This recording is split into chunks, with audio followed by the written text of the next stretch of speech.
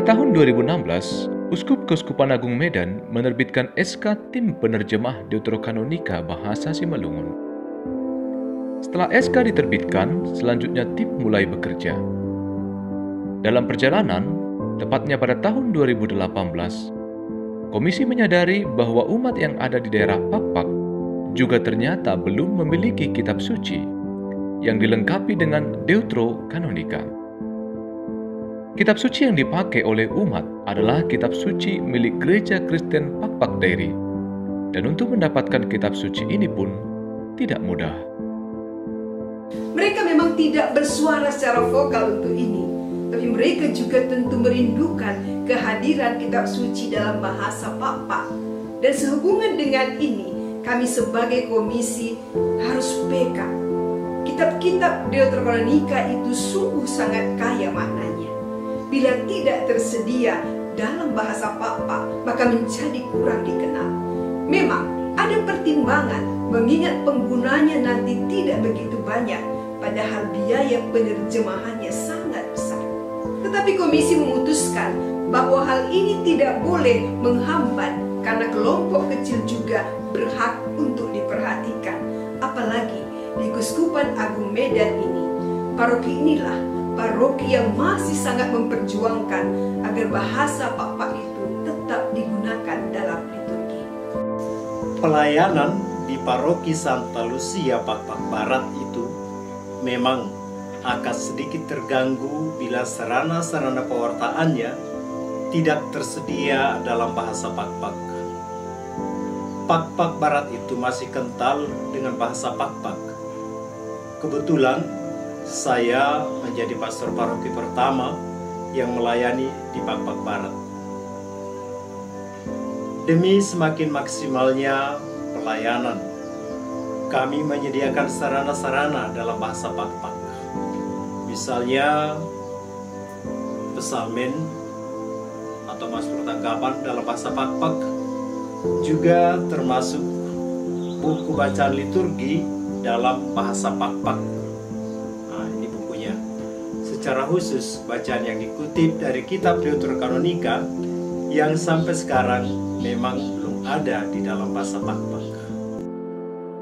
Komisi sungguh yakin bahwa penerjemahan Alkitab ke dalam bahasa Pakpak harus diupayakan.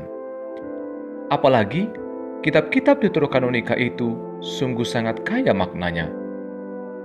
Kitab-kitab Deuterokanonika sangat bagus untuk didalami. Misalnya kitab Yesus bin Sirak, itu bagus sekali untuk didalami karena isinya yang bagus, baik. Bila itu didalami secara khusus, misalnya pada bulan kitab suci nasional. Tapi sejauh ini senantiasa diupayakan agar tidak ada kutipan pendalaman dari kitab-kitab Deuterokanonika. Itu karena belum ada terjemahan Deuterokanonika dalam bahasa Simalungun dan juga Pakpak. Kalau kutipannya diambil dari Deuterokanonika, maka umat di daerah Simalungun dan Pakpak tentu akan kesulitan untuk mendalaminya. Memang ada Alkitab bahasa Indonesia, tapi akan lebih baik kalau tersedia juga dalam bahasa daerah. Pada Agustus 2018, Komisi mengadakan audiensi ke paroki Pakpak Barat dengan tujuan untuk menentukan tim penerjemah yang akan diusulkan kepada uskup. Mengapa Pakpak Barat? Bahasa Pakpak ini ada beberapa jenis atau yang biasa disebut suak. Nah, di Keuskupan Agung Medan ini, menurut yang kami tahu, paroki Pakpak Barat lah yang masih menggunakan bahasa dalam liturgi pun dalam ibadat. Di paroki lain memang ada juga yang menggunakan bahasa Pakpak, tetapi lebih dalam percakapan harian saja, bukan dalam ibadat atau dalam liturgi. Kalau kitab suci diterjemahkan ke dalam bahasa Pakpak, maka pengguna utamanya adalah paroki Pakpak Barat. Karena itu suak yang dipilih harus suak yang dipakai di Pakpak Barat. Di Pakpak Barat itu suak yang dipakai adalah suak Simsim. Karena itu maka komisi memilih tim dari pengguna bahasa itu secara langsung. Setelah ada nama-nama, kemudian komisi mengusulkan kepada uskup untuk membuatkan SK tim SK ini kiranya akan semakin menguatkan tim dalam melaksanakan program ini. SK Tim sudah kami usulkan pada tahun 2018. Waktu itu kami mengusulkannya kepada Monsinyur Anisetus. Kami menunggu dan SK tak kunjung keluar. Karena itu, maka tim memutuskan untuk memulai saja sambil menunggu. Pada akhir tahun 2018, tim sudah mulai proses penerjemahan. SK sendiri baru diterbitkan pada 29 Januari 2020 oleh Monsinyur Cornelius Sipayu.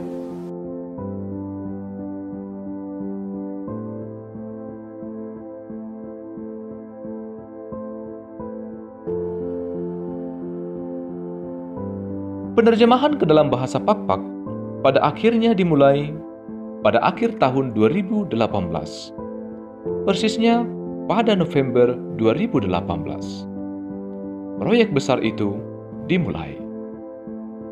Ketika dipilih menjadi anggota tim, saya sungguh merasa berat. Ini pekerjaan yang sungguh tidak gampang. Saya kurang tahu tentang kitab suci dan sekarang saya diminta untuk menerjemahkannya. Banyak hal yang saya cemaskan, apalagi proyek ini bukan proyek yang singkat, tapi proyek jangka panjang. Apa yang bisa saya sumbangkan dalam tim? Saya benar-benar bingung. Tapi saya pada akhirnya mencoba untuk mengikuti setiap tahapan dan sedaya mampu saya menyumbangkan apa yang bisa saya sumbangkan. Kalau berbicara dalam bahasa Pakpak mudah bagi saya. Saya tidak begitu kesulitan ketika diminta untuk berbicara dalam bahasa Pakpak dalam kegiatan suka dan duka. Nah, ketika diminta untuk menerjemahkan lalu menuliskan hasil terjemahan dalam bahasa Pakpak, beda ceritanya. Ceritanya bagaimana? Tidak mudah, sungguh tidak mudah, tapi sungguh menantang. Saya sadar tidak mudah, apalagi banyak istilah dalam kitab suci itu yang tidak biasa bagi saya. Dalam tim, kehadiran saya dan juga teman awam lainnya ternyata sungguh memberi manfaat. Kami menjadi semacam kamus bagi tim khususnya. Ketika tim mencoba untuk memahami sesuatu kata dalam bahasa Pakpak, pada kami sering ditanyakan, apa artinya itu, Pak?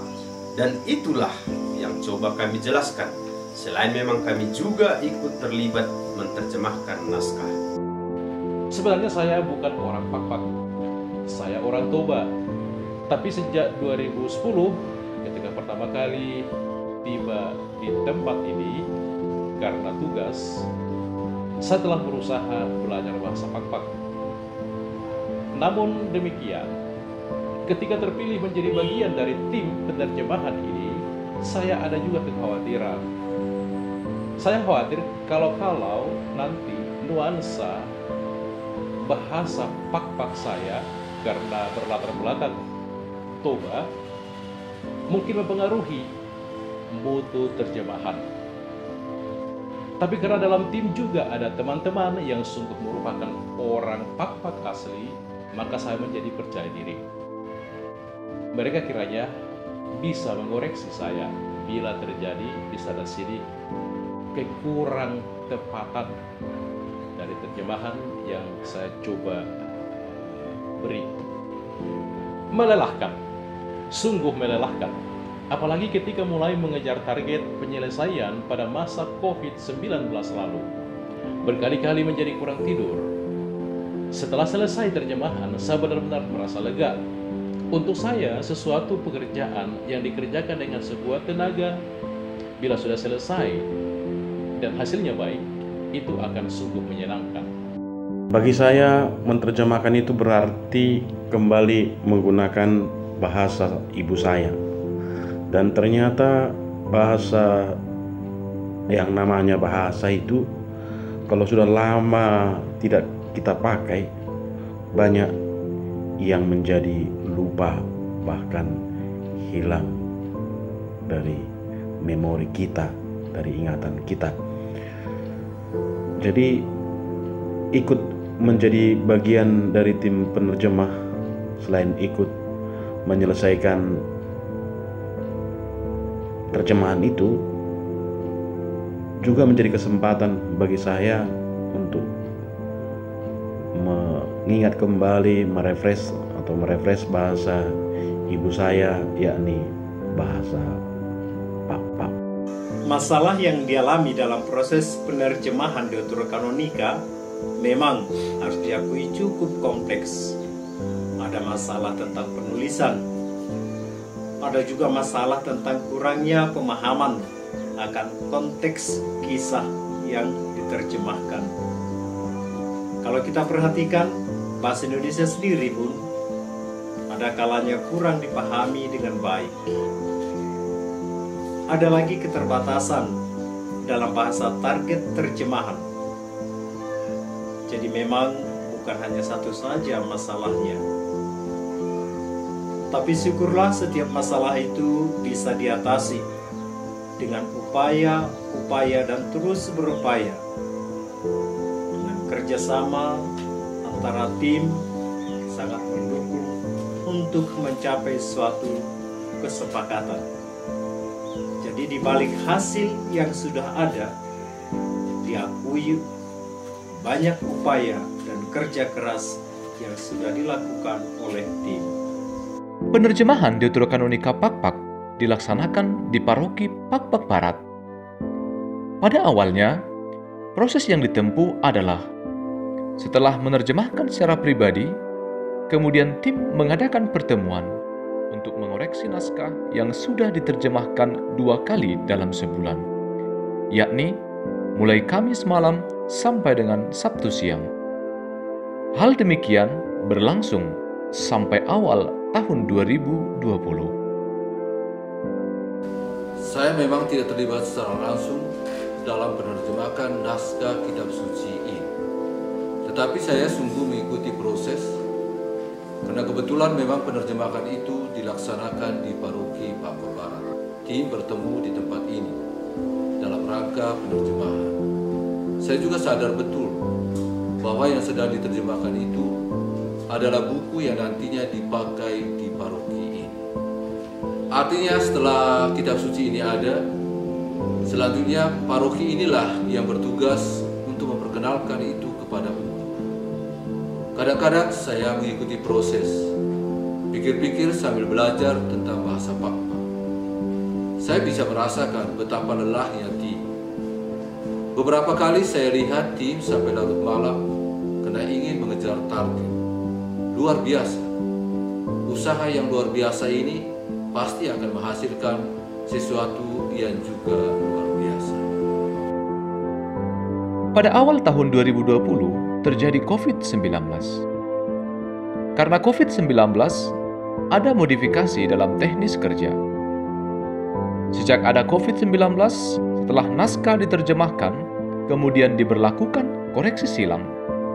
Selanjutnya, naskah pun dibaca bersama. Seluruh proses penerjemahan pada akhirnya selesai pada Desember 2020. Itu artinya butuh waktu 2 tahun lebih untuk menyelesaikannya.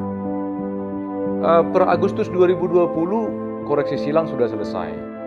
Itu artinya semua naskah sudah selesai diterjemahkan. Nah, setelah itu pada September 2020, naskah kemudian dibaca bersama oleh tim. Nah, ketika dibaca bersama, juga turut diundang pengguna suak yang lain selain suak Simsim, misalnya suak Kalasen. Nah, ini tidak termasuk ke dalam tim penerjemah. Mengapa mereka diundang? Untuk ikut membaca hasil terjemahan itu. Tim berharap demikian, kalaupun yang diterjemahkan itu ke dalam suak Simsim, kiranya suak yang lain juga bisa memahami isinya dan pada akhirnya berminat untuk memilikinya. Umat yang ada di paroki Parlilitan misalnya. Selama proses penerjemahan, Pak-Pak Barat menjadi rumah kedua. Dalam 1 bulan 2 kali ke sana. Selama menjadi operator penerjemahan, saya menjadi orang yang harus standby di depan laptop. Mendengarkan arahan tim, merubah yang perlu dirubah, dan memastikan bahwa setiap perubahan tersimpan dengan baik. Harus tetap fokus dan standby. pekerjaan yang sungguh melatih kesabaran. Setelah dibaca bersama, selanjutnya naskah dipinalisasi dan diproses ke penerbitan dan pencetakan. Finalisasi naskah sudah selesai pada Desember 2020. Namun proses penerbitan dan pencetakan baru terjadi pada tahun 2022 karena masih menunggu naskah Deuterokanonika Simalungun selesai. Proses penerjemahan ini membutuhkan banyak waktu, energi, dan pikiran. Sungguh bukan sesuatu yang mudah. Roh Kudus sungguh berperan dalam pelaksanaan program ini. Tentu kita sangat mensyukuri bahwa akhirnya bisa selesai penerjemahan kitab Deuterokanonika ke dalam bahasa Pakpak. Harus disadari bahwa idealnya penerjemahan itu membutuhkan keahlian-keahlian tertentu. Seorang penerjemah harusnya mengerti bahasa asli kitab suci, dalam hal ini bahasa Yunani, dan juga konteks, latar belakang, serta teologi dari masing-masing kitab. Hal kedua adalah penerjemah pun mesti mengerti struktur tata bahasa dari bahasa Pakpak. Dan ini tidak gampang mencari orang yang bisa dua hal tersebut. Tetapi tim sudah berusaha mengupayakan yang terbaik. Dengan kerjasama di sana sini, akhirnya kitab suci ini dapat diterjemahkan ke dalam bahasa Pakpak. Mungkin di sana sini masih ada kekurangan, tetapi tentu pada suatu waktu nanti terbuka untuk revisi kalau dirasa sangat perlu. Hanya saja dengan terbitnya kitab Deuterokanonika dalam bahasa Pakpak ini, maka kita berharap orang-orang yang memiliki bahasa ini semakin tersapa, semakin mencintai kitab suci, dan semakin rajin membacanya. Sekarang saya punya cerita yang kelak akan saya ceritakan sehubungan dengan penerjemahan ini. Dengan segala keterbatasan, saya coba memberi sumbangsi dalam penerjemahan ini. Harap-harap cemas, itulah perasaan saya. Nah, kebetulan yang memfinalkan teks terakhir sekali itu saya, dan yang banyak berkomunikasi dengan pihak lain juga sehubungan dengan naskah itu saya. Jadi sungguh saya harap-harap cemas. Dalam benak saya, jangan-jangan masih ada bagian yang kurang cermat, kurang teliti, dan lain sebagainya. Tapi saya percaya sebagaimana Roh Kudus menyertai para pengarang, demikian juga kiranya Roh Kudus menyertai tim. Tak apalah bila perasaan harap-harap cemas itu masih ada sampai sekarang.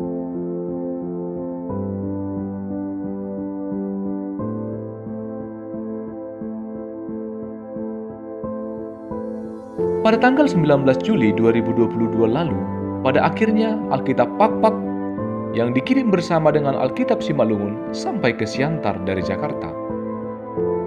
Kitab suci sudah tersedia. Saatnya untuk membacanya. Seseorang akan melupakan segala lelahnya ketika apa yang menjadi tujuannya pada akhirnya tercapai dengan baik. Dalam menerjemahkan kitab suci ini, saya harus mengakui bahwa tim sangat kompak. Karena itu, umat juga ya harus kompaklah membacanya. Kalau dahulu kita suruh membaca Lapian Sumbadia misalnya, ada alasan nggak punya pastor buku Lapian Sumbadia. Nah, sekarang bukunya sudah ada. Tapi kalaupun kita suruh, bisa saja juga jawabannya tidak ada Lapian Sumbadia. Tidak ada memang karena belum dibeli. Nah, karena itu saya berpesan, karena bukunya sudah tersedia, belilah segera selagi ada harga diskonnya. segeralah beli dan segera baca, baca dan baca. Semakin kita membaca Lapiens Badia, iman kita akan semakin diteguhkan. Saya sudah membacanya ketika menerjemahkan, tetapi saya akan membacanya lagi. Saya mengajak kita juga untuk membacanya, tetapi sebelumnya mari kita berupaya untuk memilikinya terlebih dahulu. Saya yang tidak ahli kitab suci dipercaya untuk menjadi salah satu bagian dari tim penerjemah kitab suci. Setelah selesai menerjemahkan, saya merasa semakin tahu tentang kitab suci. Jadi sedikit ahli. Begitulah. Tidak harus ahli baru kita membacanya. Kita akan menjadi ahli ketika kita mulai membacanya, mempelajarinya, dan menghidupinya. Mari kita memilikinya dan membacanya. Saya sudah punya Anda mana? Kitab-kitab Deuterokanonika ini sungguh-sungguh sangat menarik. Saya mengatakan demikian karena saya sudah membacanya, dan bukan sekedar membacanya tetapi berkali-kali membacanya. Saya yakin saudara-saudara juga akan mengatakan hal yang sama setelah Anda membacanya. Karena itu, bacalah. Ketika saya mendengar dari saudara Fernando sebagai bagian dari Komisi Kitab Suci Keuskupan Agung Medan bahwa Lapiens Badia Katolik sudah terbit, saya merasa senang sekali. Karena bagaimanapun saya ingat pada awal-awal ketika hendak menerjemahkan ini, kita berhadapan dengan banyak keterbatasan dan kesulitan. Namun akhirnya semua itu dapat dilalui, dan pada akhirnya buku Lapiens Badia ini dapat diterbitkan. Dan saya juga ingat bagaimana dulu perjuangan ketika melayani di Pak-Pak Barat dengan segala keterbatasan buku-buku liturgi berbahasa Pak-Pak. Namun dengan terbitnya Lapiens Badia ini, sebuah usaha yang patut diapresiasi. Luar biasa perjuangan untuk mewujudkan terjemahan ini. Sekiranya saya di Indonesia, saya ingin sekali ikut dalam kegiatan launchingnya. Namun apapun itu, yang paling utama kegembiraan saya adalah bahwa pada akhirnya Lapiens Badia ini dapat diterbitkan. Dan semoga dengan terbitnya Lapiens Badia Katolik ini, umat juga semakin berkembang dalam iman dan semakin terdorong untuk membaca dan mendengarkan firman Tuhan. Dari tempat yang jauh, saya ucapkan propisiat untuk launchingnya, dan juga propisiat bagi teman-teman yang ikut terlibat dalam penerjemahan Lapiens Badia Katolik ini. Salam dari saya, Tuhan memberkati kita semua. Jua-jua. Saya turut menerjemahkannya. Saya tentu sudah membacanya, dan saya pasti akan membacanya lagi. Bagaimana dengan Anda? Saya harap kita punya jawaban yang sama. Saya mau, Anda juga mau. Kalau tidak sering dibaca, apalagi dipakai, kita akan menjadi lupa. Nah, kalau tidak bisa membaca terus-menerus, setidaknya bacalah dulu supaya pernah kita baca. Maka mari kita baca. Saya percaya apa yang dikatakan oleh Santo Hieronymus. Tidak mengenal kitab suci, tidak mengenal Kristus. Nah, mari kita mau semakin mengenal Kristus, maka kita harus membacanya. Roh Kudus membantu tim saat menerjemahkan. Roh Kudus juga akan membantu kita untuk memahami bila mau membacanya. Mari, bacalah kitab suci. Dan ingat, selalu libatkan Roh Kudus dalam pembacaannya. Mari kita sambut terbitnya kitab suci versi Katolik lengkap dengan Deuterokanonika ini. Kita harap semua keluarga memilikinya dan juga memberikan waktu untuk membaca secara bersama maupun pribadi dalam keluarga masing-masing. Butuh waktu yang cukup lama untuk menyelesaikan penerjemahan Alkitab Pak-Pak. Banyak waktu dan dana yang dihabiskan dalam menerjemahkannya. Maka harus lebih banyak lagi waktu disediakan untuk membaca. Untuk apa? Tim menerjemahkannya untuk kita. Keuskupan juga sudah berusaha untuk mensubsidi harga penjualan Alkitab Pak-Pak agar umat bisa menjangkaunya. Ada banyak upaya yang sudah dilakukan. Maka mari kita hargai semua upaya ini dengan memiliki dan membacanya. Bacalah, baca dan terus baca. Saya mewakili umat mengucapkan terima kasih kepada Bapak Uskup. Ia telah menyetujui program penerjemahan dan penerbitan Lapihen Simbadia. Terima kasih kepada komisi yang menjadi motor dari program ini. Terima kasih juga kepada tim. Saya menghimbau agar umat berusaha untuk segera memiliki. Kita sudah lama merindukannya. Ini saatnya kita melampiaskan kerinduan kita itu. Mari bersegeralah memiliki kitab suci ini dan membacanya. Mari para umat yang terkasih, segera kita miliki dan kita baca kitab suci bahasa Pak-Pak, Lapihen Simbadia, yang telah dikeluarkan oleh Komisi Kitab Suci Keuskupan Agung Medan. Sejak saya masuk di Lembaga Pendidikan Indonesia, program yang menjadi katakan andalan adalah merevisi Kitab Suci Deuterokanonika, dan itulah yang kita sebut Deuterokanonika TB2. Deuterokanonika TB2 itu sekarang sudah dalam proses finalisasi, dan tahun depan kemungkinan itu akan dicetak.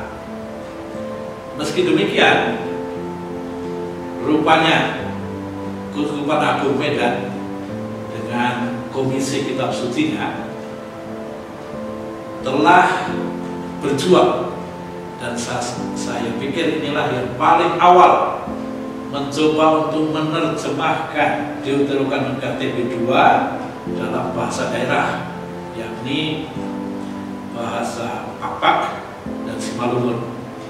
Dan ternyata itu juga sekarang bahkan sudah tercetak, Simalungun dengan Pak-Pak. Sehingga luar biasa tim dari Keuskupan Agung Medan yang berjuang menerjemahkan Deuterokanonika TB2 dalam bahasa daerah. Profesiat, salut, dan sekali lagi terima kasih untuk semua itu.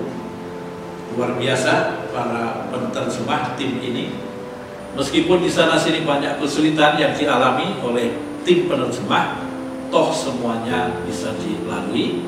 Nah, itu sekali lagi selamat untuk tim penerjemah, dan selamat juga untuk kita semua, sehingga kita bisa memakai yang namanya Deuterokanonika TB2 bahasa Simalungun maupun bahasa Pak-Pak.